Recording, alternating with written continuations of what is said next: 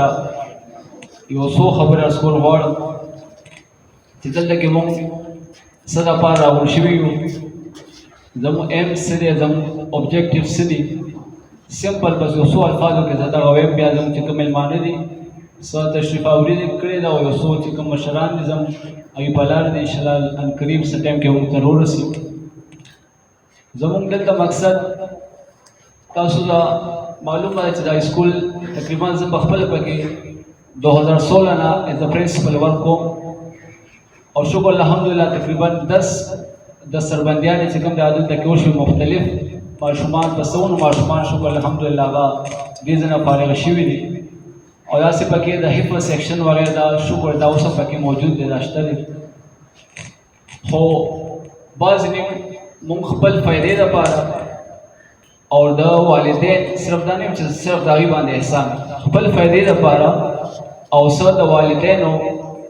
شوق او د کوم والدینو تمنا دپاره پوره کولو دپاره دلته کې چې کوم دی موږ سیکنډ ټایم کې رضا ټیوشن سینټر اینډ کمپیوټر اکیډمي په نیم باندې دلته کې د نن به انشاءالله د افتتاحي تقریب کېږي. اکیډمي م شروع کړې ده، تقریبا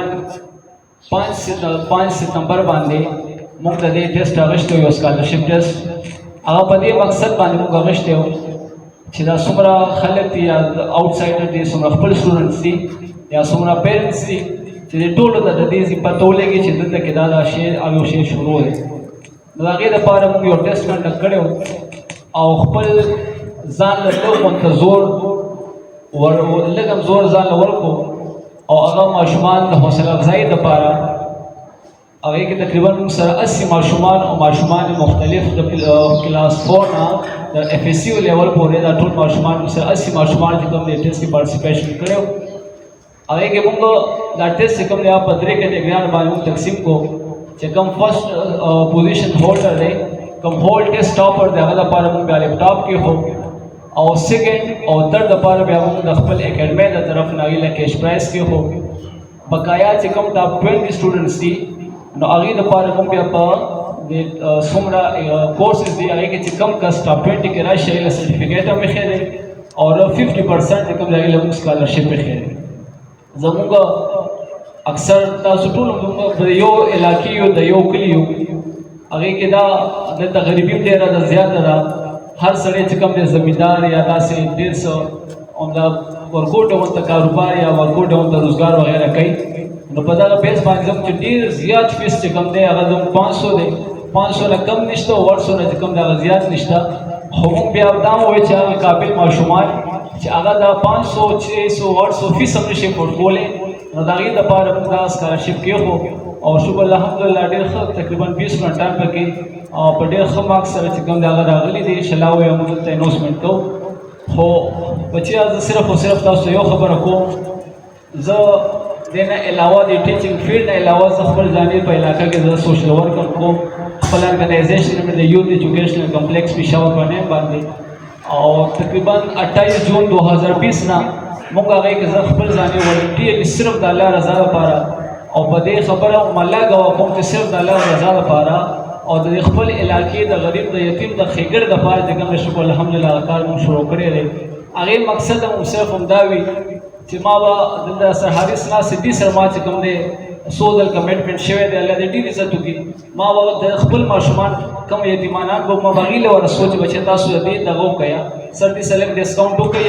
او دا د ما سټوډنټان دي. داسې 2-3 نورې اکیډمیانو سره موږ به خبرې اترې کولې چې سر تاسو دې سره ډسکاونټ کړئ. خو ما بیا خپل سټاف سره دلته کې موږ سره سټاف کې سر ولید دی، الله دې ډېر قدر عزت وکړي. تقریبا میاشت یو نیمه وشوه، خو داسې به ووایو چې هغه ازر ټیم فری لګیا دی، داسې سر جمشید دی، داسې سر سیف الله دی، الله دې ډېر قدر عزت وکړي زموږ د اکیډمۍ دا سټاف دی. او داسې به وایو چې تر اوسه پورې موږ سره داسې دی چې هغه فری آف کاسټ ازر ټیم لګیا دی. خو صرف چې موږ څومره بال توړ کوو بچیا دا صرف او صرف چې کوم د ستاسو مقصد ده، او صرف تاسو لپاره دا کوو چې ستاسو پکې خیر وي، ستاسو پکې فایده وي، او څه ناڅه فایده به ما سره زما وي، او چې ما سره کوم څومره سټاف کولیګس دي چې انشاءالله څه ناڅه فایده به پکې راغلي وي. دې نه علاوه ما خو دا اکیډمۍ خبر شته، ارګنایزیشن خبر شي. شکر الحمدلله 2020 نه تر اوسه پورې دې روزې پورې هر